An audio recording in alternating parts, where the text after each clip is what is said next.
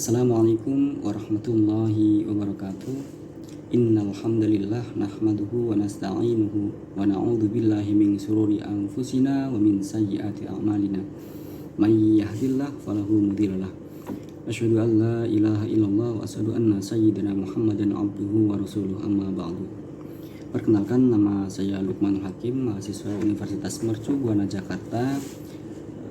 Pada pembuatan video kali ini adalah untuk pemenuhan tugas besar 1 mata kuliah pendidikan agama Islam yang diampu oleh Ibu dosen Rahmat. Nuzulul Quran. Nuzulul secara bahasa atau etimologi adalah menetap di suatu tempat atau turun dari tempat yang tinggi. Kemudian pengertian nuzulul Quran secara terminologi atau istilah adalah peristiwa diturunkannya wahyu Allah Subhanahu wa taala berupa Al-Qur'an kepada baginda Nabiullah Muhammad sallallahu alaihi wasallam melalui perantara malaikat Jibril secara berangsur-angsur. Sejarah terjadinya nuzulul Quran terjadi pada malam Jumat 17 Ramadan, tepatnya di Gua Hiro. Peristiwa itu dikisahkan dalam firman Allah dalam Al-Quran surat Al-Baqarah ayat 185, yang artinya Ramadan yang padanya diturunkan Al-Quran menjadi petunjuk bagi sekalian manusia dan menjadi keterangan yang menjelaskan petunjuk serta menjelaskan perbedaan antara yang benar dan yang salah. Al-Quran surat Al-Baqarah ayat 185. Teori yang pertama menjelaskan Al-Quran diturunkan sekaligus dari Lauhul Mahfuz ke Baitul Izzah, yaitu langit yang paling dekat dengan dunia. Kemudian teori yang kedua, Al-Quran diturunkan ke langit dunia selama 20 tahun di malam Lailatul Qadar. Sedangkan malam Lailatul Qadar terjadi hanya 1 tahun dalam sekali. Kemudian untuk yang teori ketiga, Al-Quran diturunkan pada malam Lailatul Qadar dan kemudian diturunkan ke bumi dengan waktu yang berbeda-beda. Nah, dari ketiga teori tersebut yang paling banyak dianut adalah teori yang pertama.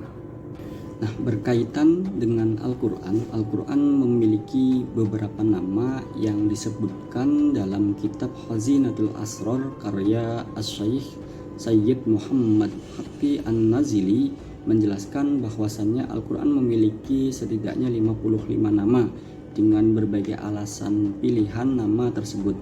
Penjelasan ini juga dijelaskan dalam kitab Al-Itqan fil Ulum Al-Quran karya Asy-Syaikh Jalaluddin As-Suyuti, Abu Al-Ma'ali Uzuzi Ibnu Abdul Malik, atau yang lebih dikenal dengan nama Sayyidalah, yang mana beberapa di antaranya adalah seperti Al-Huda sebagai petunjuk, Al-Furqan sebagai pembeda, dan Asy-Syifa sebagai obat. Cara Allah menurunkan Al-Quran. Tahapan turunnya Al-Quran berdasarkan teori ada 3 fase atau tahapan. Tahapan yang pertama, Al-Quran diturunkan di Lauhul Mahfuz, yang mana Lauhul Mahfuz adalah suatu tempat di mana manusia tidak bisa mengetahuinya secara pasti. Dalil yang mengisyaratkan bahwa Al-Quran diletakkan di Lauhul Mahfuz terdapat dalam surat Al-Buruj ayat 21-22, yang artinya bahkan yang didustakan mereka, yaitu Al-Quran yang mulia yang tersimpan di Lauhul Mahfuz. Tetapi sejak kapan Al-Quran ditempatkan di Lauhul Mahfuz dan bagaimana caranya merupakan suatu hal-hal yang gaib, tidak ada yang mampu mengetahuinya selain Allah Subhanahu wa taala. Lalu tahapan yang kedua adalah setelah Al-Quran berada di Lauhul Mahfuz, kemudian kitab Al-Quran diturunkan di Baitul Izzah, yaitu langit yang paling terdekat dengan bumi.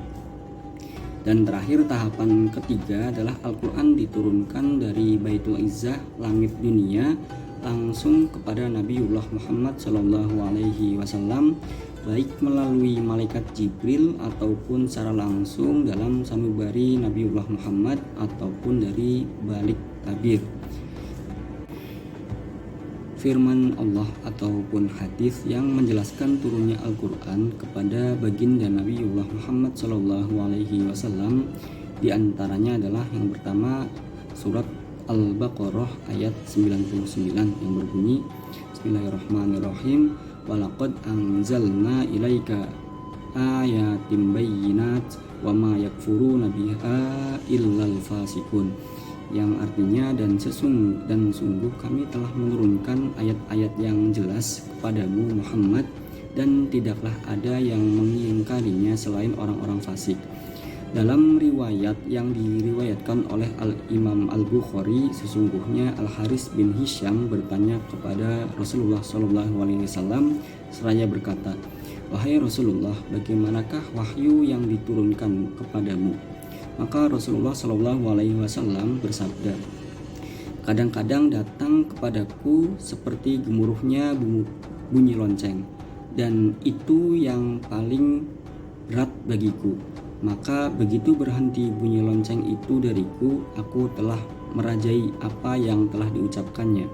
Dan kadang-kadang malaikat menyamar kepadaku sebagai laki-laki, lalu mengajak bicara denganku, maka aku kuasai apa yang dia ucapkan."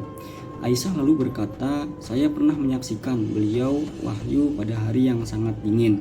Tetapi begitu selesai wahyu itu dari beliau, maka bercucuran keringat di pelipis beliau." Hadis riwayat Al-Bukhari.